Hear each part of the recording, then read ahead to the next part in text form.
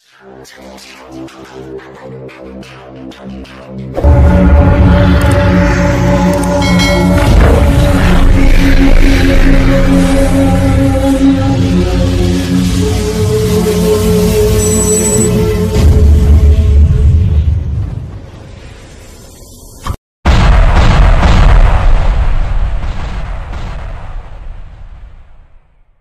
up mga kalapatids, magandang gabi sa inyong lahat.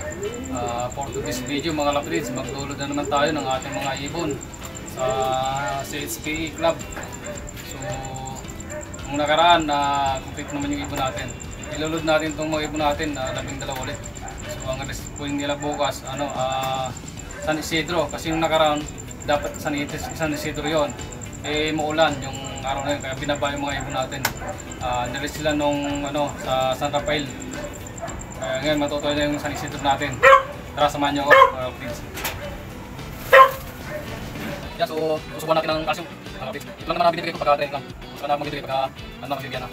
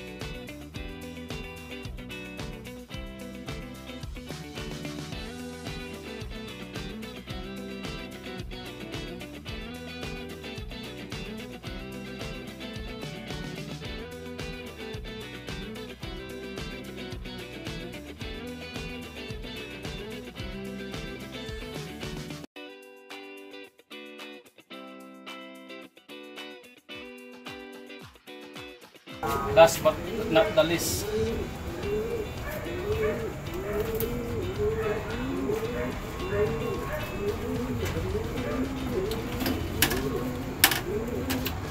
ayan, so 12 yung ikakarga ulit natin mga kalapatids. Tara, samahan nyo kami mag-load sa CHPE sa may 13 Martres. A few moments later. Ayan mga kalapatids, andyan na tayo sa loading station sa 13 Martres.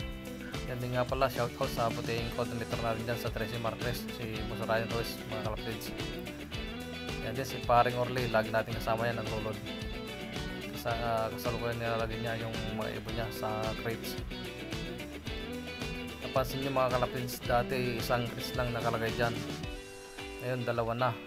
Ibig sabihin na marami na ang naglulod, marami na sumusuporta sa CHPE. Ayan, yan din natin yung ibon natin mga kalapatids.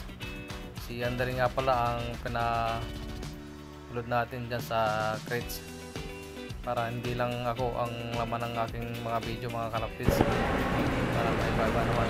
Pwede na! Baka nagsasawa na kayo sa aking mukha. Kaya mga kalapatids, good luck sa ating bukas. Sana mag-away lahat ng mga ibon natin. So hindi tayo makakapag-abong bukas, gawa ng may simba na naman tayo mga kalapatids, araw ng linggo. So kung maaga ang rest nila bukas mga kalapatids, makakapag-abang tayo. So, good luck mga kalapatids. After niya mga kalapatids, magbabayad na tayo ng training fee kay Boss Ryan Royce.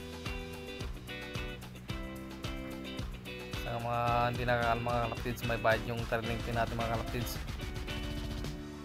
Pero kung ayaw mo na magbayad mga kalapatids, mag-ano ka na lang, mag-self training ka na lang. A few moments later. After namin nag-load mga kalapatids, kumain muna tayo ng pares mga kalapatids dyan sa may punta uno mga kalapatids, sa may crossing. Nandyan lang yan, makikita nyo sa gilid lang ng highway mga kalapatids dyan. Masarap kasi pares nila dyan. Wow naman! Wow! Wow!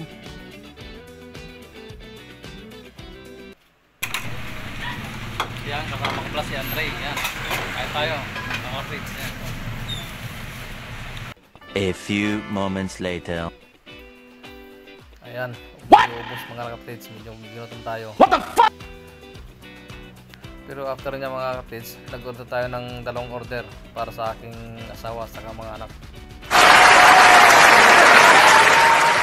Ganyan tayo magmahal mga kapatids sa ating pamilya.